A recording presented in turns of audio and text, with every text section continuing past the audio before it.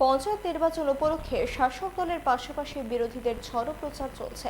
বুধবার মাতামারী বিধানসভা কেন্দ্রের দক্ষিণ মুড়াপাড়া পঞ্চায়েতের ১ নম্বর ওয়ার্ডের কংগ্রেস প্রার্থী সুপর্ণা ভূঁইয়া সঙ্গীতা দাস সরকার নিজ এলাকায় দলীয় নেতাকর্মীদের নিয়ে ভোট প্রচার করেন। একই সাথে মাতাবাড়ি পঞ্চায়েত সমিতির ১২ নম্বর আসনের কংগ্রেস প্রার্থী জ্যোৎস্না দাসও গণদেবতাদের কাছে ভোট ভিক্ষা করেন। প্রার্থীদের সাথে ছিলেন জেলা কংগ্রেস সভাপতি টিটন পাল, মাতাবাড়ি ব্লক কংগ্রেস সভাপতি জয়দীপ কান্তি রায় সহ আরো অনেকে।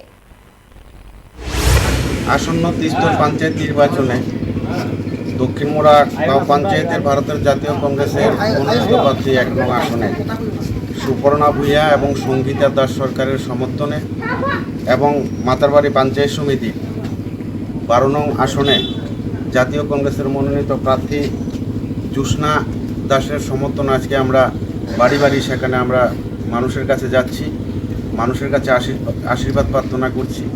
আমরা মানুষের বাড়ি বাড়ি যখন যাচ্ছি, মানুষ তাদের অভাব অভিযোগের কথা বলছেন এবং একটা বিশাল সারা আমরা সেখানে পরিলক্ষিত করছি। আমাদের দৃঢ় বিশ্বাস আগামী ৮ তারিখ যদি মানুষ স্বতঃস্ফূর্তভাবে গণতান্ত্রিক পদ্ধতিতে ভোট প্রক্রিয়া অংশগ্রহণ করতে পারে, আমাদের নিশ্চিত এই ১ নং আসনের যে ২ জন প্রার্থী আমাদের কংগ্রেসের মনোনীত প্রার্থী, তারা এই আসনে সেখানে নিশ্চিত সেখানে জয়ের দিকে এগিয়ে যাবে।